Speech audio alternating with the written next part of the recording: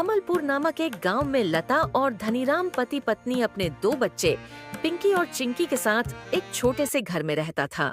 धनीराम गांव के जमींदार के यहाँ मजदूरी का काम करता था और लता गांव के यहाँ एक बंगला में खाना पकाना और साफ सफाई का काम करती थी। दोनों पति पत्नी बहुत मेहनत करके अपने और अपने बच्चों का पेट भरते थे। यूं तो गर्मी के समय 40 डिग्री तक तापमान चला जाता था, लेकिन इस साल तापमान कुछ ज्यादा ही बढ़ गया था, जिस वजह से गांव के लोग बहुत परेशान हो चुके थे। ये गर्मी कब जाएगी? दिन हो या इस रात, गर्मी के कारण जीना हराम हो गया है। चैन से सो नहीं पाती थी।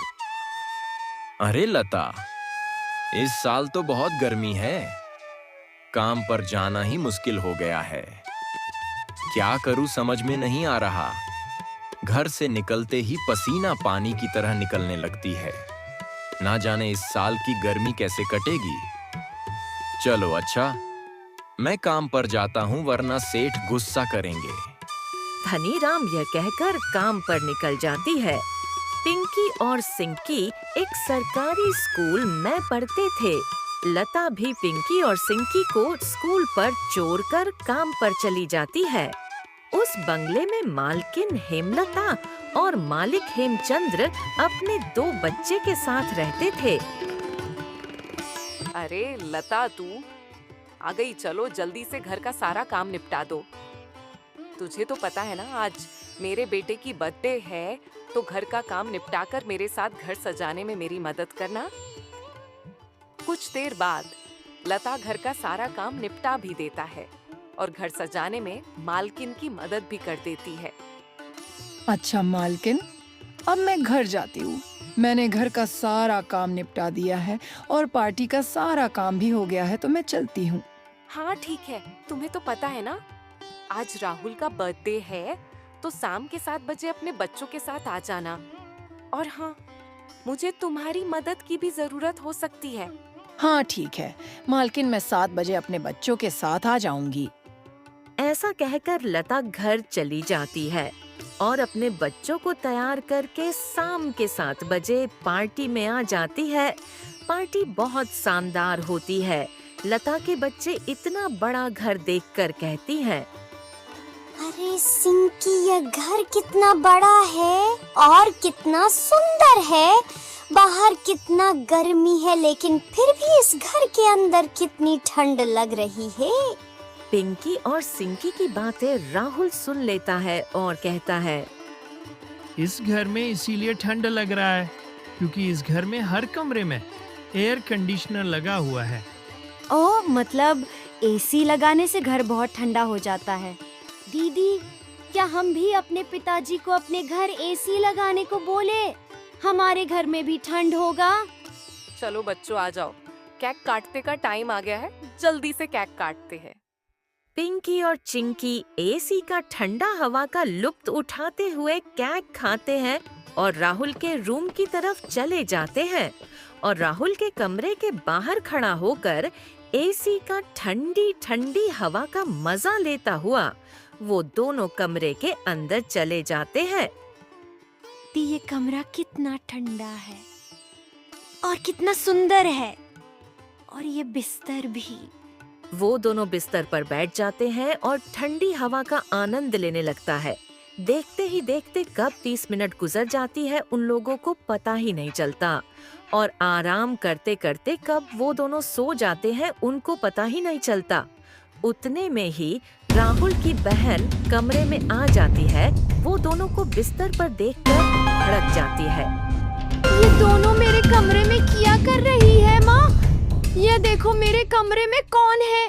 टीना की आवाज सुनकर उसकी माँ कमरे में आ जाती है और चिल्लाती हुई कहती है, चिंकी, पिंकी, तुम दोनों अभी के अभी बिस्तर से उठो।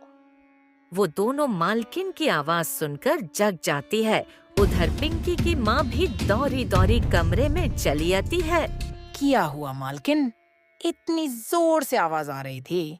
मालकिन बोला, क्या हुआ, तुम देख नहीं रहे हो? तुम्हारे बच्चे ने पूरा बिस्तर गंदा कर दिया। अब इससे कौन साफ करेगा? ऐसे भी कोई किसी के कमरे में कैसे सो सकती है? मैंने तुम्हारे बच्चे को इसीलिए बुलाया था कि इधर आकर उनका भी थोड़ा मन भर जाए। लेकिन तुम्हारे बच्चे ने तो हद ही पर कर दी, अपने औकात ही भूल गया। कल से तुम भी काम पर मत आना। मालकिन ऐसा मत करो, मेरी बात को समझो। बच्चे नादान हैं, मैं वादा करती हूँ आगे से ऐसा कभी नहीं होगा। ये मेरी आखिरी भूल समझकर माफ कर देना मालकिन। मुझे काम से मत निकालिए मालकिन, इस काम के सहारे तो मेरा घर चल रही है।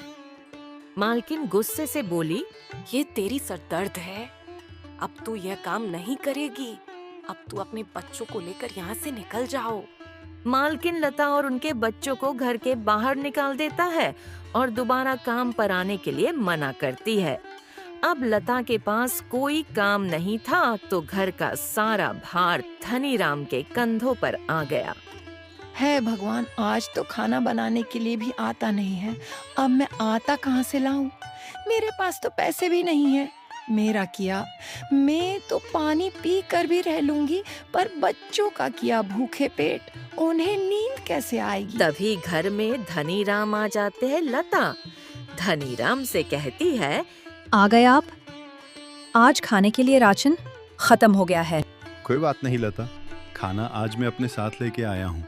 सेठ जी के यहाँ आज दावत थी तो कुछ खाना बच्चों के लिए भिजवा दिया है। ऐसे ही इस रात तो सभी खाना खाकर सो जाते हैं। अगले सुबह लता फिर से मालकिन के घर जाती है और उससे थोड़ी पैसे उधार मांगती है। मालकिन, मेरे घर में खाने के लिए एक अनाज भी नहीं है। कृपया आप मुझे थोड़े से पैसे उधार दे सकते हैं? तुझे देने के लिए मेरे पास कुछ पैसे वैसे नहीं है। मैं तो तुझे पहले से ही काम से निकाल दिया, अब क्यों पैसे मांगने आए हो? तेरी यहाँ आने की हिम्मत कैसे हुई? जा निकल यहाँ से, और आइंदा अपना शकल मत दिखाना। मालकिन की कड़वी बातें सुनकर लता वापस घर जाने लगती है। तभी उसे रास्ते में एक पोस्टर दिखाई देते हैं। पोस्टर को देखकर लता वही रुक जाती है। पकोड़े बनाने वाली की जरूरत है। अधिक जानकारी के लिए दिए गए नंबर पर कॉल करें। पकोड़े बनाने तो मुझे आता है, अगर यहाँ मुझे नौकरी मिल जाए तो घर का खर्चा सलाने के लिए कुछ पैसे आ जाएंगे। ऐसा सोचकर लता उस पते पर पहुंच जाते हैं। भैया, मैंने आपका पोस्टर देखा है। आपको किसी पकोड़े बनाने वाले की जरूरत है। हाँ, जरूरत है। क्या तुम पकोड़े बना सकते हो? हाँ भैया, मुझे कई तरह के पकोड़े बनाने आते हैं, जैसे मिर्ची का पकोड़े, पालक का पकोड़े, पनीर का पकोड़े, और भी कई तरह की पकोड़े बनाने आते हैं मुझे। तो ठीक है, तुम आज से ही काम पर लग सकते हो। ऐसे ही लता पकोड़े बनाने लगते हैं और ग्राहकों को देने लगता है। ऐसे ही पकोड़े बनाते बनाते रात हो जाती है और रमेश के सारे पकोड़े बिक जाते हैं। रमेश लता को 300 रुपए देता है। लता पैसे लेकर सीधा राशन की दुकान पर जाता है और सारा सामान लेकर घर आ जाती है। घर पहुंचकर लता खाना पकाने लगता है। तभी उसी समय धनीराम भी घर पर आ जाती ही और लता उसकी नई काम के बारे में धनीराम को सब बताता है। इसी तरह सभी खुशी खुशी खाना खाते हैं। इसी तरह लता हर दिन दुकान पर जाता और स्वादिष्ट स्वादिष्ट पकोड़े बनाता और ग्राहकों को खिलाता। लता की बनाई हुई पकोड़े ग्राहकों को बहुत पसंद आता था। धीरे धीरे रमेश की दुकान पर भीड़ इकट्ठा होने लगा। अब लता खुद का दुकान खोलने की सोचता है। लता खुद का दुकान खोलता है और खूब सारा पैसे कमाते हैं। इसी तरह लता और उसका परिवार एक दिन अमीर बन जाते हैं और घर में एसी भी लगवाते हैं। अब बच्चे बहुत खुश हो जाते हैं और एसी का ठंडा हवा का मजा लेने लगता है।